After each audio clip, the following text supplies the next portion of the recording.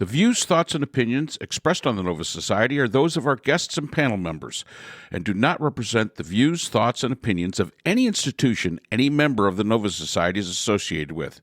The material information presented on the Nova Society is for general information purposes only. Reproduction or dissemination for the purpose other than education is prohibited without express written consent of the Nova Society. We'd like to welcome everyone back to the Nova Society, and today we will have a conversation about the new rhetoric that is coming out now that Kamala Harris is the presumptive nominee for the Democratic Party. We'll also be talking about the person is being considered the Nostradamus of elections and what we think of him. And finally, we're going to be talking about some hope for society and for the United States as we look forward. So we hope you'll join us. Let's listen in.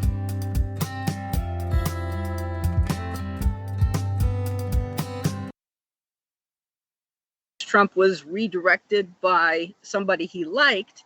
He got off the, oh, you're so rude and you're this and you're that. And then all his ire went to Kamala. And apparently I read in Axios that it was not the delay that Trump blamed on the faulty equipment was in fact because he did not want to be fact checked in real time. I saved that in my email. That was Axios's reporting that Trump was, his team was crafting an announcement that he wasn't even going to go on stage because he didn't want to be fact checked in real time. Hard to believe. Yeah. And so he, of course, blamed it on their faulty equipment, which was not true. And that apparently was not called out by anybody at the time. So I'm assuming that what Axios has to say is accurate. Yeah. So generally, they're pretty reliable. Yeah. So I do want to point that out, and the backlash, but still Harris is Vice President Harris is still behind, and the Dr. Leishman has not yet made a final determination on the keys to the White House. Now, he did say that the two keys, they've lost the incumbency, they being the Democrats, have lost the incumbency key by having relinquished Biden, but the Democrats have retained the consistency key by having Vice President Harris be the nominee, and the stability key. So they've retained two of the four that they have to retain. I think if six keys they have to retain or something. They've retained two of those and lost one, something like that. If they'd had a Democratic convention, then that would have lost the consistency key. And the stability, I believe, has to do with a major disruption globally, such as a war, and the fact that the trade for American hostages was made. That would probably be, I don't know if that counts in the Democrats' favor. Certainly a ceasefire in Gaza would count in their favor. This one, I don't know. Certainly a lot of some Russian cyber criminal and somebody else who was a terrorist or something had to be released. However, I think 7 different countries had to release people. So this was quite a feat of diplomacy and agreement, which would I don't know. I'm not Alan Leishman, so I don't know. Well, let me say this about Dr. Leishman. He's a historian. He's picked 10 out of 11. I've picked the last 15 Super Bowl winners, and that does not mean that I am the Nostradamus of Super Bowls. Is that with the spread? Stop. And it's not the over/under either. So don't give me that. It is not. No, it is probably not with the spread. So I mean, I listened to him. I've listened to him a few times. And yeah, he's got these keys, and that's all well and fine. But the fact is there's an awful lot of complex things that go on in this that he does not consider. And I think we sometimes, maybe it's wishful thinking. I think people take an awful lot and put into this. And the fact is that, he's a pretty smart guy. He's a historian. He does his thing. And 10 out of 11 times he's been right. But if we look at the one time he was wrong, it was the idea that he did not take into consideration other factors that he probably should have. So to me, his prediction is a sketch as opposed to, an actual snapshot that gives maybe some generalities, but is not something that I overly put too much faith into. I understand the things that he's talking about. I get it. No problem. But I do think that it's very rudimentary. And I would say, just as my predictions of the last 15 Super Bowls, because I do not pick it by the spread or the over-under, a lot of it comes down to just luck. It's luck. And I think people have this hope that this is, the Nostradamus of elections, is because that's just wishful thinking on a lot of people's parts. Well, he correctly picked Trump, and apparently he does better than the polls. He was wrong. Everybody does better than the polls. If there is one thing that we have not figured out since 2015, everybody does better than the polls.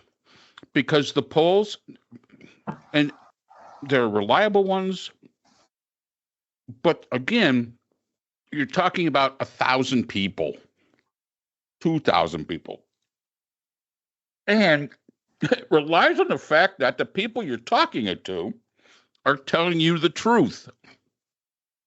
And not what they think you want to hear. Exactly. How many people supported Trump but would not say it out loud? Polls didn't take that into consideration. So to say he's better than the polls, okay, great, but polls aren't that reliable either. I think people that are really paying attention to the polls today, I mean, you see it all the time on YouTube, and the poll changed yesterday. Yeah, okay. It really, the tail of the tape is election day. And, if you get something that says, like, what is it right now? Minnesota is a 10-point Harris win. That's probably a lot more accurate. When we're talking 1 or 2 points, again, they're always going to say within the margin of error. I don't put much faith into them.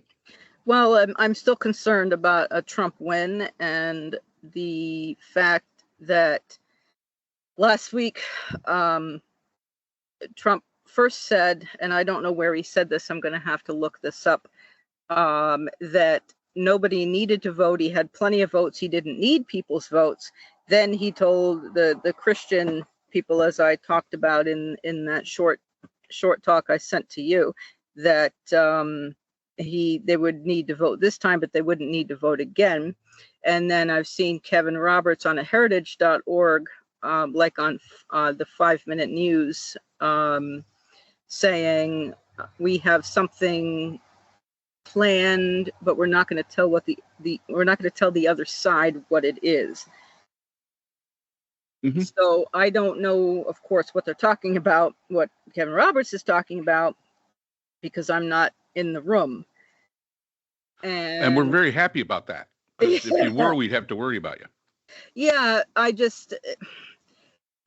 become concerned when I hear, and when Mark Elias of Democracy Docket begins to voice concerns about not certifying elections in various states at the county level. And he's an attorney, and he and his team lodged lawsuits for election fairness. It concerns me. I don't know what Trump is talking about, saying he has plenty of votes. He doesn't need anybody to vote. He has so many votes and more than enough and more than anybody else in history. Whatever. I don't know if that's hubris. I don't know why anybody would say that. Because they say it to get people to believe it. But why would you say that? I mean, you want people to vote for you. So if you don't want people to vote for you, but you're in an election that requires votes, then what on earth would make you say, I have plenty of votes, you don't need to vote for me? Don't vote. Yeah, that's definitely a strange one. The idea that, you know, he feels he has enough votes kind of signals that it doesn't really matter who votes, it's who counts the votes that matters. I believe that statement was attributed to Joseph Stalin, who knew something about getting his way, and the idea there is that it really doesn't matter who you vote for, because we're not going to certify this election. We're going to throw it to the Supreme Court. The Supreme Court's going to throw it to Congress, and the Republicans control Congress because of the way that they do this. They have more states than the Democrats do because they have all the flyover states, and because of that, he doesn't really have to worry about it, because it really doesn't matter whether you vote or not or who you vote for. They're going to engineer this election so that Congress can decide who the next president is going to be. With regard to the other thing, telling the Christians, just vote this one time, you don't have to come back again. I thought it was plausible how he explained it, in that Christians don't vote enough, right? He said there were two groups that don't vote reliably: Christians, now I don't know if that's true or not, and gun owners. And we did note after January 6th that a lot of the people who were there storming the Capitol that day didn't actually vote in the election, and they were screaming about it being stolen from them, and they didn't vote. So what he's saying is, look, please just come this one time and vote. You won't have to do it ever again. We'll fix everything in these next 4 years, and you won't have to worry about a thing. So, take it. And, with regard to the remarks that he made to the black journalists, he's really, really good at getting free media by saying outrageous things and outrageously stupid things. And everybody talks about it until he says something else stupid, which he'll probably do today if he hasn't already. And it's just the way he keeps his name out there. And that's really all he's trying to do. He's a Howard Rubenstein acolyte, the big PR boss in New York City who had Chuck Schumer as a client and Ed Koch as a client and the Cuomos, and it's just a master of PR. He said it doesn't matter whether they're talking about you negatively or positively, as long as they're talking about you. And that's Trump's philosophy, and he's going to keep saying outrageous things and outrageously stupid things because it keeps people talking about him. I would agree with that. And I also liken him to, for those that are old enough to remember, Morton Downey Jr. I remember him. I mean, he would say the most outrageous. He would get guests on there. He would do everything he could to stoke the fire.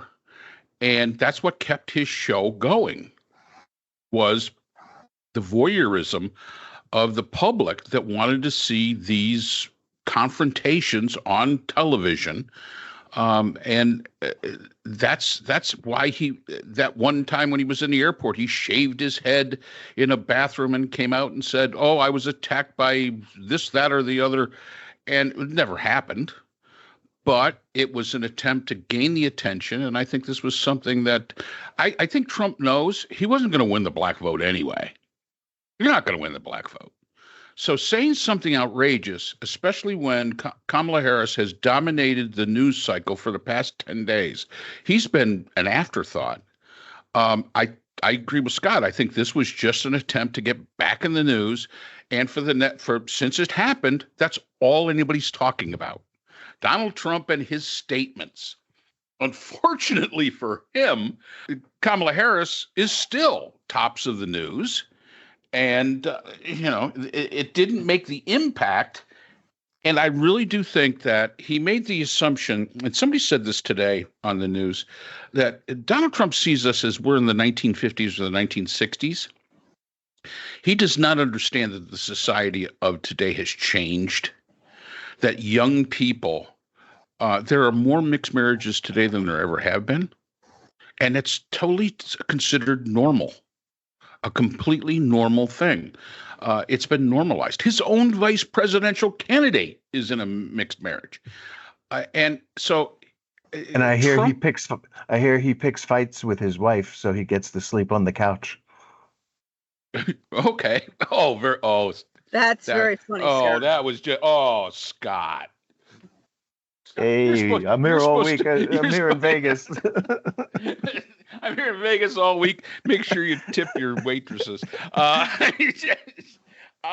that's a little low. But that is funny. But it is funny. Well, some person, someone said, I forget if it might have been Harry Littman of Talking Feds. He said, somebody said, I'm sorry, just you have three choices. Before Kamala came in, you could vote for Biden, you could vote for Trump, or you could stay home on the couch. And then I thought, yeah, that's stay home on the couch. Anyway, that immediately made me think of Vance and his escapades on the couch. Anyway. But I mean, as was said, I mean, this is just the same old story. Right. A young black woman, educated journalist, asked him a really hard question. Yes. And you're a nasty person. Yep. I was waiting for that. You're terrible. You're awful. You're the worst. You're this. You're that. What a snowflake. Yeah. I mean, really? Yeah. I mean, I don't know. As educators, we're always asked really hard questions. Yes. By students. Yes. And I usually tell them that they're nasty, horrible people, and I've never been asked a question like that. If I haven't so far, I'm going to in the future. It's a great answer. Because obviously it works. I mean, seriously, that is the constant. He constantly goes back to the fifth grader on the playground. Mm-hmm. And. Mm-hmm. The thing that just absolutely boggles my mind is that so many people just don't recognize it. Yeah, that is mind-boggling. But we're never going to understand the Trump. We're never. I mean, someday, maybe 10 years down the road, once this has passed by, a study will be done to figure out where the United States populace, this group, became so entrenched into cult mentality. And hopefully we'll be able to figure that out so we can mitigate it ever happening again. But the fact is that's where we sit right now. And they keep talking about undecided voters. And let me just say this. If there's a person out there that's an undecided voter, what in the hell game are you watching? Yes. Let me just say this about this was reported from Axios, which I get every day. It says, moments before President Trump took the stage at the National Association of Black Journalists annual convention in Chicago on Wednesday, the organization's president was called back to address an issue. It says Axios Delano Massey, Sophia Kai, and Russell Contreras write, Trump didn't want to be fact-checked Trump didn't want to be fact-checked live and was refusing to go on stage. NABJ President Ken Lemon told Axios. The Trump team said, well, can you not fact check? He's not going to take the stage if you fact check, Lemon said. And then the Q&A with the GOP presidential nominee was delayed before he eventually joined a panel of black journalists. And at the time, Trump blamed the delay on audio problems. Lemon told Axios there were audio problems, but they were resolved very quickly. And behind the scenes, the stalemate was so prolonged that NABJ leaders were prepared to explain to an audience of nearly 2,000 people why Trump would not appear. As Lemon was preparing that statement, Trump walked on stage. So there, again, Trump was being very, very loud, very vociferous about, well, your audio problems and you were late and 35 minutes and you're rude and you this and you that. And it was his own refusing to go on stage, according to Axios. And we should not be surprised by that. No, I'm not surprised. I'm not surprised. He came out and the first thing he said was a lie. So, yeah. Okay. Yeah. That's kind of the way it works. I mean, that's not a huge surprise. No. And that's kind of the way, and like Scott said, we can't understand it. And there are a lot smarter people than us that try to understand it. This is really into the idea of psychiatry and psychology and those fields, as opposed to international relations and social and political theory. But there is a trend, and it's a good trend. And I think it's a trend that we have to really understand. If you look at, instead of looking at it state by state, which I know is important because of the Electoral College, which should be abolished, but whatever, we still have it. If you look at the demographics that support Kamala Harris, that has to give you hope. Young people, educated people, people of the minorities.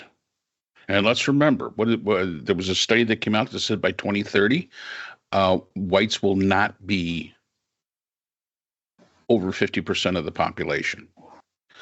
Those people are articulating. They're articulating a position against authoritarianism, against division. They're articulating a position for diversity and inclusion and equity, and they're the future. The problem is that it's our age group. I don't fear for my grandchildren or what my children are going to do. My children a little bit more iffy than, like, say, my grandchildren, but they're so far beyond us in social evolution, because we're still stuck in the times. And I'm not saying us here in general. What I'm saying is our generation is so stuck in times of, we remember when this, and we want to go back to the good old days. And I'm sorry, but they weren't the good old days. Not as much as we like to project them to be. And these people are these new demographics, young people. They are going to be the future of the country, and they seem to have a pretty good head on their damn shoulders. They call the bullshit. They reject the division.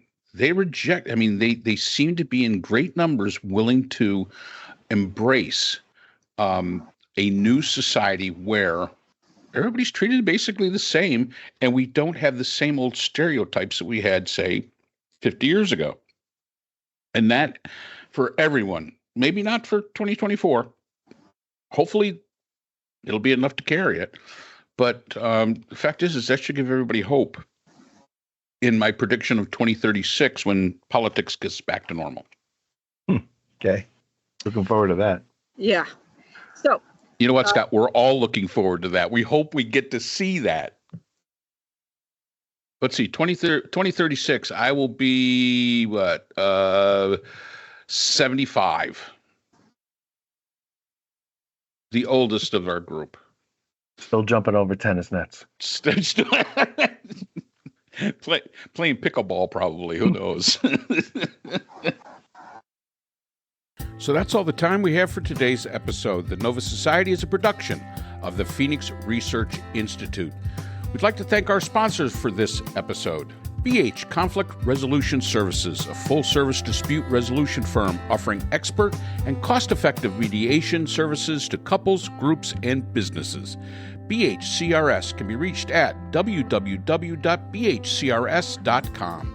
We'd also like to thank our podcast partners, Buzzsprout, who hosts the Nova Society, Audacity, our editing partners, and Podkite, who does all of our analytics. iHeartRadio, where people get their music and podcasts, Apple iTunes, the largest source for music and podcasts on the internet, Spotify, the most popular source for the Nova Society.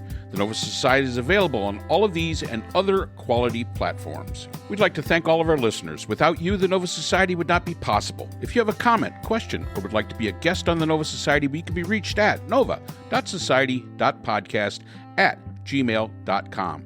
Always remember, the power of society is knowledge. So for Dr. Scott Gershworth, Dr. Priscilla Hobbs, Dr. Brooklyn Ann Weldon, and all of us here at the Nova Society, I'm Dr. Mark Bound. Be well, and we hope to see you again next time.